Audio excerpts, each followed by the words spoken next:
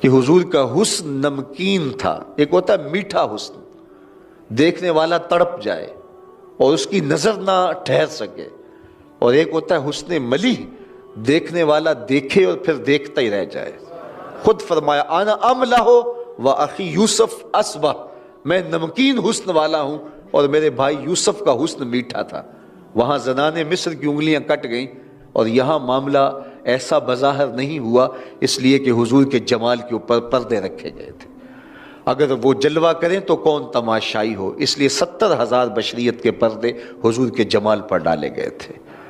تو حضور کے حسن کے لیے دوسرا لفظ جو حضرت ابو طفیل نے بیان کیا، ملیحن، حضور کا حسن نمکین تھا. اور تیسرا لفظ جو استعمال کیا وہ ہے مقصد. مقصد کا معنی متوازن، ہر معاملے میں توازن. سوا صدر والبطن، پیٹ اور سینہ برابر. پیٹ اٹھا ہو سینہ پیچھے ہو تو حسن زائل ہو جاتا ہے، پیٹ چپکا ہو سینہ اٹھا ہو پھر بھی حسن زائل ہو جاتا ہے. لیسا بالطویل ولا بالکثیر، قد لمبا بہت زیادہ وہ بھی اچھا نہیں لگتا، پست قامتی بھی عیب ہے، درمیانی قد و قامت، ہر معاملے میں حسن. لیکن یہ بات آپ کو بتاؤں کہ حضور کا قد لمبا نہیں تھا، پست قامت بھی نہیں تھے، لیکن اللہ نے یہ شان دی تھی 10,000 کے اجتماع میں حضور بیٹھے ہوں یا کھڑے ہوں، اذا جامع الناس غمرہم، اللہ نے شان دی تھی. لمبے لمبے قد والے لوگ موجود ہوتے تھے، لیکن حضور تشریف لاتے تو حضور کے کندھے لوگوں کے سروں سے اونچے دکھائی دیتے. یہ اللہ اپنے محبوب کو شان عطا کی تھی. تو یہ 3 لفظ حضور کے حلیے کے حوالے سے یاد کر لیجئے. کان رسول اللہ صلی اللہ علیہ وسلم ابیض ملیحا مقصدا، یہ 3 لفظوں میں یاد کیا جا سکتا ہے. اور اگر عربی کے یہ لفظ یاد کرنے مشکل ہو تو تاجدار گولڑا نے پنجابی میں کامی سوکھا کر دیا ہے. مکھ چند بدر شاہ شانی ہے، متھے چمک دی لاٹ نورانی ہے، کالی زلف تے اکھ مستانی ہے، مخمور رکھی ہیں مد بھریاں. وہ جمال حضور کو دیا گیا جو کسی اور کا مقسوم نہیں. کل قمر لیلۃ البدر لم ارا قبلہ ولا بعدہ مثلہ. کہا کیا پوچھتے ہو، 14ویں رات کے چمکتے ہوئے چہرے کی طرح حضور کا چہرہ نور تھا. پھر حضرت ابو ہریرہ فرماتے نہیں حضور جیسا نہ پہلے دیکھا نہ بعد میں دیکھا. حسان بن ثابت بولے دیکھتے کیسے، کسی ماں نے جنم دیا ہوتا تو دیکھتے.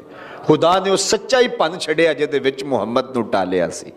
حسینہ جمیلاں دا منہ موڑ دیتا، محمد بنا کے قلم توڑ دیتا. ثانی تو بڑی دور کی بات ہے، اس نبی کا تو سایہ بھی نہیں تھا. وہ اتنی بے مثل صورت، اللہ اکبر، مثل او در عالم مقام متصور نیست. اور اقبال نے کہا تھا روح مصطفیٰ ہے وہ آئینہ، کہ اب اس سا دوسرا آئینہ، نہ کسی کی بزم خیال میں نہ دکان آئینہ ساز میں.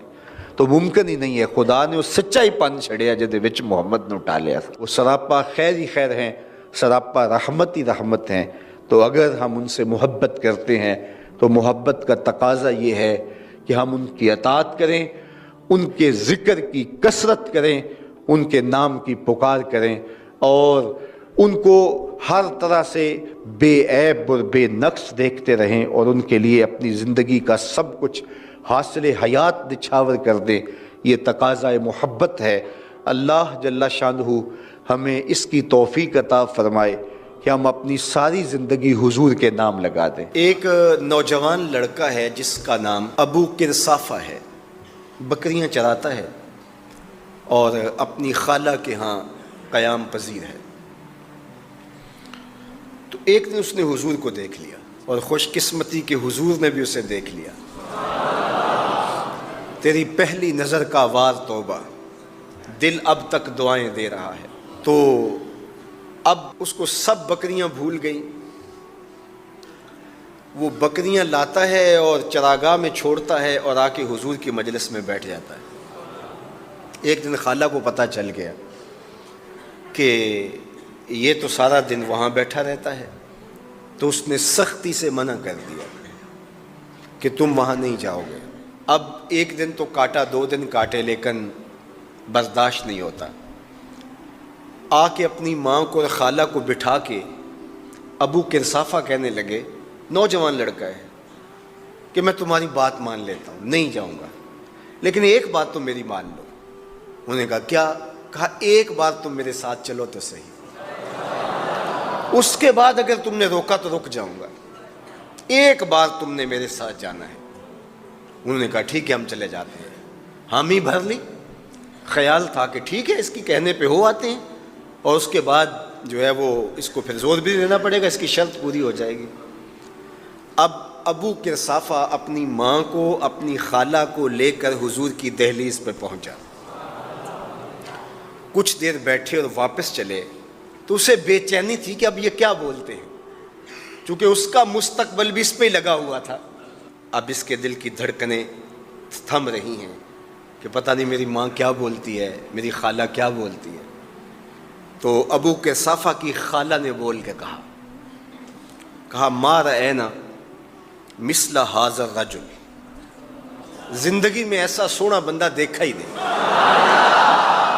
لکھاں لوگ آئے زمانے تے، محبوب خدا جیا کوئی نہیں۔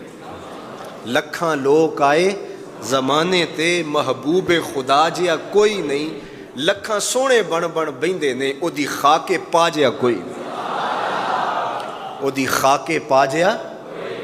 اور اعظم چشتی مرحوم ساری زندگی حیرت میں گزار دیتے ہیں اور لکھتے ہیں کہ سمجھا نہیں ہنوز میرا عشق بے ثبات، سمجھا نہیں ہنوز میرا عشق بے ثبات، تو کائنات حسن ہے یا حسن کائنات، تو کائنات حسن ہے یا حسن کائنات۔ احسن وجہن، ابو قرصافہ کتنا سونا چہرہ تھا، کتنا سونا چہرہ تھا۔ ولا انقا ثوبن، اور جتنے سونے کپڑے تھے اتنے سونے کپڑے بھی کسی کو پہنے ہوئے نہیں دیکھا۔ اور تیسری بات فرمایا ولا الین کلامن، جتنی میٹھی باتیں کرتا تھا، شہد ٹپکتا تھا اس کے لہجے سے۔ اللہ اکبر، اس کے لہجے سے شہد ٹپکتا تھا۔ تینو سینے دی میں ٹھنڈ آکھاں، شہد گلاب تے کھنڈ آکھاں، تینو نبیاں دا میں لاڑا آکھاں، تیرے ہجر دے وچ میں ہاڑا آکھاں۔ تو کہا ابو قرصافہ آج کے بعد ہم تجھے نہیں روکیں گے، سویرے آیا کر، شام آیا کر، دوپہر آیا کر، تو جی بھر کے محمد کے چہرے کو دیکھا۔